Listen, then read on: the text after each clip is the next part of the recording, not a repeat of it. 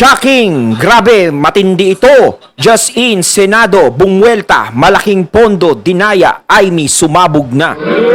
Siyempre, itong balitang ito ay nagmula kay Balitang Pinoy TV at ito ang inyong lingkod na si BT na magbibigay ng reaksyon at komento ukol dito sa balitang ating mapapanood. So, wag na natin pagtagalin at sabay-sabay na nating panoorin ang laman ng video na hatid sa atin ni Balitang Pinoy TV at bibigyan natin ng reaksyon ng balitang ito. Pasok! Ko ang Balitang Pinoy TV.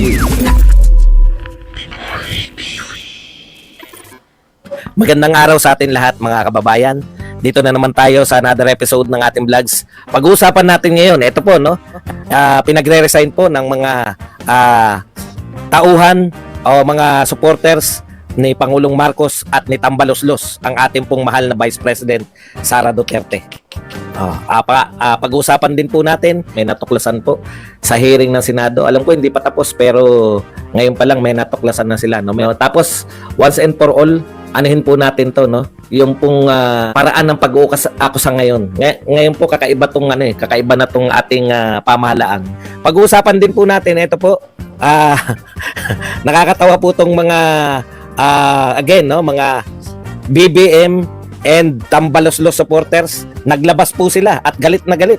Mas mataas pa raw po yung biyahe ni mas marami pa raw yung biyahe ni Pangulong Duterte kaysa kay Pangulong Bongbong Marcos noong PERS 18 months. Ano po ang epekto nito? Meron po ba itong katotoran? Yan po ang mga pag-uusapan natin. Pero bago yan, kung bago ka pa lang dito sa ating channel, mag-subscribe ka na. No? Dahil ito lang ang tayong channel na may kinikilig, may pinapanigan. Una sa balita, huli sa impormasyon, kaya ano pang hinihintay nyo?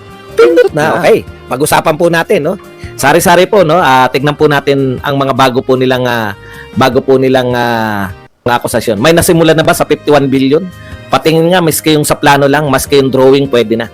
Yan po, no? So sila po yung naghanap ng plano daw, no? Sila po naghanap ng kahit plano man lang daw ng 51 billion, no? Yan ang sinasabi natin tapos kinakantsawan tayo, sasagot na ba si Aratilis Badong, yung Dolomite vlogger na saserdote ng kulto ni Digong? Saserdote ng Asarta. Ito pa isa para isahan na lang. Ito po, no? So ito po, I want to be a Duterte, sabi naman ni Winwin Eklabu. Bakit daw si Sara Duterte daw may 125 million 11 days beauty with confident. Si Pulong Duterte naman daw po may 51 billion 3 years 46.5 million every day. Si Pangulong Duterte naman po may 6.89 trillion 6 years 3.14 billion every day. So ano yung akusasyon? Ang binigay po nila yung mga budget masama na po pala magkaroon ng budget ang Pangulo ng Pilipinas. Mas malaki po budget ni Pangulong Marcos ngayon. Kasalanan na ni Duterte dahil may budget siya. Kasalanan daw ni Pulong dahil may budget lahat naman na nauupo may budget DPWH, no? DPWH po na budget yan, sila nagkumpirma . Kakaiba na po ngayon, kaya po kayo kulelat. Naintindihan nyo po? Kasi naninira kayo. Hindi nyo naman alam kung ano po yung ipansisira nyo sa mga Duterte. Sisiraan nyo po si Tatay Digong dahil nung presidente siya, meron siyang trillion na budget. Opo, may trillion pong budget yung presidente ng Pilipinas. Ang akusahan nyo po muna.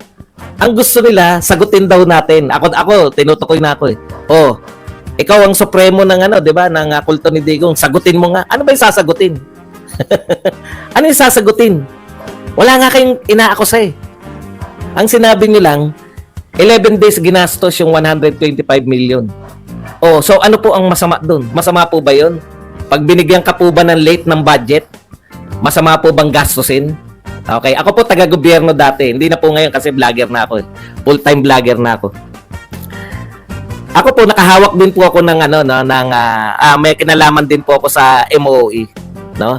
Pag binigyan ka po ng pondo, kinakailangan mo pong gastusin 'yun. Pag hindi mo ginastos 'yun, ang katwiran ng gobyerno, hindi mo pala kayang gastusin, bakit ka pa namin bibigyan ng ganyan kasing laking pondo? Ibig sabihin kung magkano lang yung nagastos mo, no? Mabawasan yung pondo mo next year. Ano po ba talaga yung problema ninyo? Ito po ang pinakamahina talaga na tagapagtanggol. Ito pong set Pasensya na Pangulong Marcos at si Martin Romualdez. Hindi po ba kayo nagtataka lalo na kasi si Pangulong Marcos hindi natatakbo yan eh. Pero lang kung Oo. gusto niyang tumakbo sa mas mababang posisyon. So, mga senador, Katulad ng ginawa ni Gloria Macapagal Arroyo. congressman. Pero kung hindi na po tatakbo si Pangulong Marcos, ang concern po dito si Martin. Hindi ka ba nagtataka, Martin? Speaker Martin. Hindi po ba kayo nagtataka, Speaker Martin? Bakit kahit ang dami-dami nagtatanggol sa inyo, yung rating ninyo, imbis na bumaba, kulelat pa rin kayo. Ang Yun latest lang. presidential survey, 0.3. 0.3. Kasi nga, wala pong katotohanan. Hindi, kasi kaya ganyan eh. Nakikita na yung sa survey is mababa. No? Kasi kahit maraming may nagtatanggol sa iyo, di ba?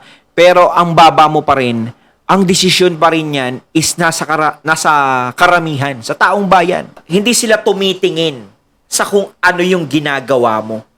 Tumitingin sila sa kung ano yung nagawa mo. Ang mga Duterte kasi is nakita nila kung ano yung nagawa.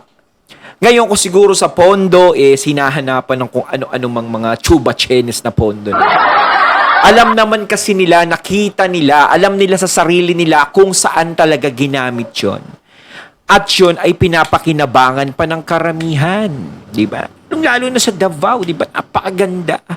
Ang daming nagsasabi sa akin ng mga taga Davao na napakaganda sa Davao. No? Parang sarap nga lumipat dun. Lipat talaga. Hindi talaga totoo. Diba? Kasi yung mga binibintang na pera, yung pondo, kung kurap, ulitin ko kung kurap yung mga yan, no? Kung kurap yan, hindi magtatagal sa posisyon yan sa Davao. Hindi po tanga-tanga yung mga tao sa Davao, no? Hindi sila martir para magtiis sa mga politiko na alam nila na mga kurakot. Ganun yan.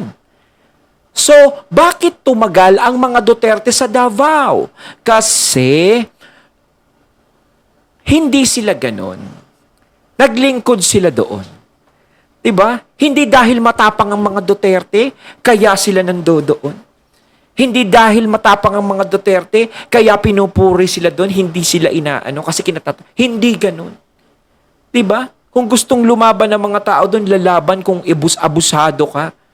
Pero hindi yun ang pinakaano sa Duterte. Alam ng mga tao na matapang ang mga Duterte, pero mas alam ng mga tao kung ano yung nagagawang tulong ng mga Duterte sa lugar nila, sa kanilang lahat.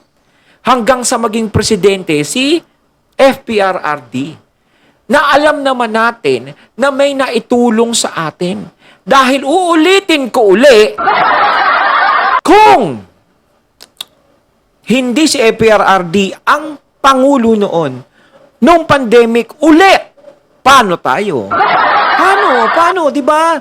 Saan tayo pupulutin? Paano kung ibang presidente nakaupo dyan? Paano tayo? Diba? Baka ang bansa natin wala na.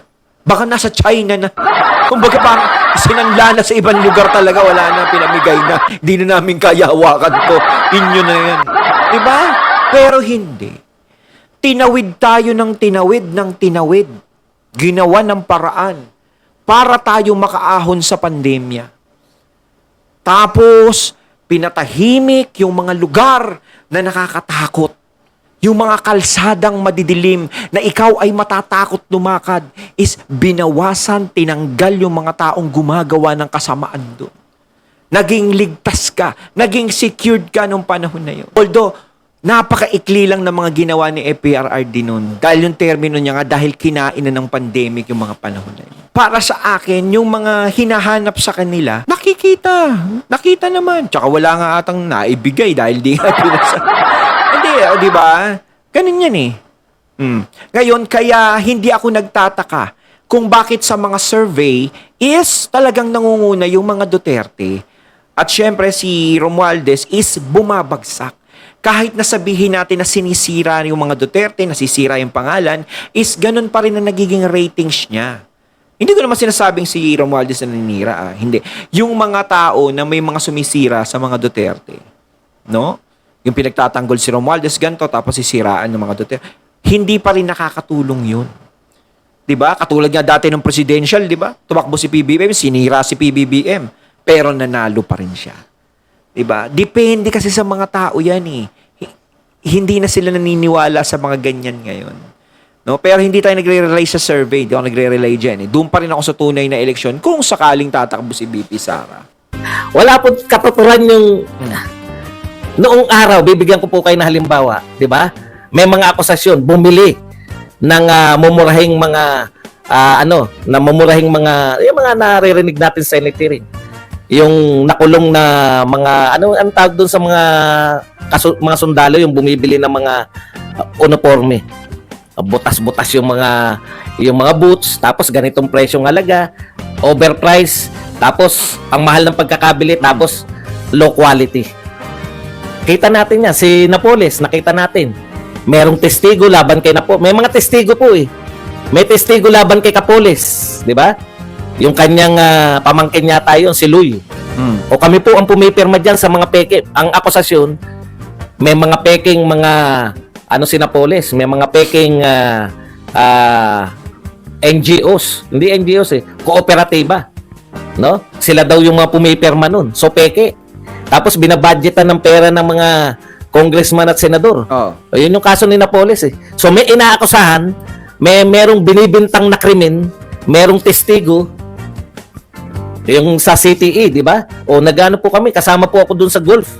O merong testigo, yung hindi natuloy na CTE. Lahat po ng akusasyon before, bago tong Pangulo natin, bago tong si Pangulong, kahit nga yung akusasyon kay Pangulong Duterte, meron pong akusasyon, may death squad po si Pangulong Duterte nung siya ay mayor. O merong testigo, kami po yung mga miyembro ng DDS. Ganito po ginagawa namin. At merong krimen na binibintang. No? So lahat po ng panahon, bago po itong gobyernong ito, bago po itong gobyerno na to, lahat po ng akusasyon, ay lahat po ng mga sinisiraan, may akusasyon. Si Vice President Binay, di ba? O overprice yung mga building, yung new City Hall ng Makati, o pati yung parking lot, overprice. Tapos meron siyang mansion. Meron pong akusasyon. Ang importante po, pag nagbintang kayo, dapat ano yung inaakusan nyo? Overprice yung pinagawa. Tapos may testigo, merong testigo. Para po, at merong krimen na ginawa. Kahit po si Pangulong Duterte, ganun po ang inakusa sa kanya. Ang akusasyon sa kanya, no? Meron pong DDS, Davao Death Squad po kami po miyembro nun. Pinapatay po na. Merong krimen, merong inaakusahan. Ito lang po ang tanging gobyerno na wala nang akusasyon. At ang lakas pa ng loob na magsabi, sige nga, ipaliwanag mo nga yan, Badong. Di ba sa sordote ka? Ipaliwanag mo nga. Sordote, no? Asan yung ano? Ano ba akusasyon nyo sa 51 billion in the first place? Ano ba nangyari? Sabi lang kayo na sabi may 51 billion. Kinumpirma may 51 billion. O ano ngayon ano yung krimen na nangyari? May punto. Sanay na sanay itong mga, hindi ko maintindihan talaga, no? Pati si Digong, Parang, may budget na Pangulo. parang Oh, laki ng budget. Natural Pangulo ng Pilipinas. Putyang, alam mo walang budget yan. Baka gusto nila, Pangulo ka ng Pilipinas tapos ang budget mo 1,000. O kaya wala kang budget, Mariosep. Ay, nako. Woo! Ang tanong, binulsa ba yung budget o hindi? Basta kayo magpaliwanag. Bakit may malaking budget? Ano po yung kino-question nyo sa 51 billion nang may mas... Kung wala tayong budget, lahat siguro tayo tigbak na nung pandemic. Di ba? Parang gusto, ewan ko ba dito sa mga to?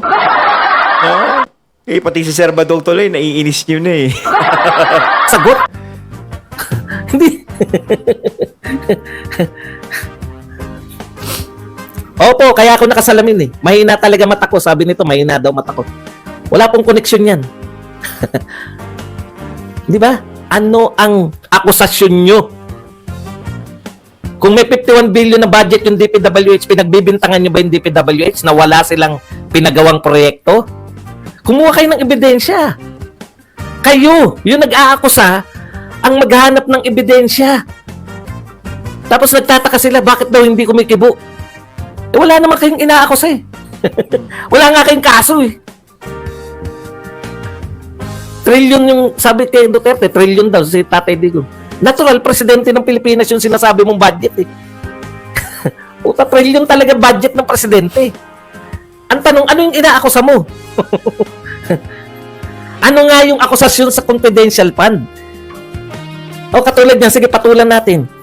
Ano yung akusasyon nyo sa confidential fund? Ninakaw ba? Binulsa ba? Ano? Hindi po bawal yung confidential fund. Naintindihan nyo? Dahil sa kapurulan ng utak ng mga followers, ay may confidential fund pala. Bakit may confidential fund? Lahat po ng Pangulo ng Pilipinas may confidential fund. Lahat po ng Vice President may confidential fund.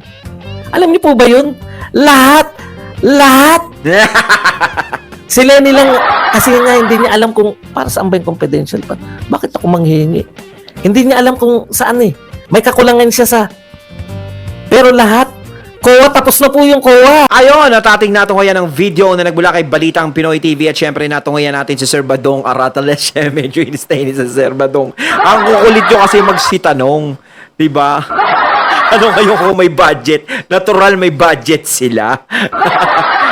Kung wala silang budget, paano sila makakagalaw? Paano matutulong? Paano maaano?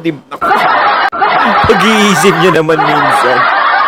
Kaya si Sir Badong sa inyo nakukonsumi. Kayo talaga. O, Sir Badong, relax lang. Ayon, kayo mga katunay na masasabi nyo tungkol dito. So once again, I'm BT and I'm out. Peace.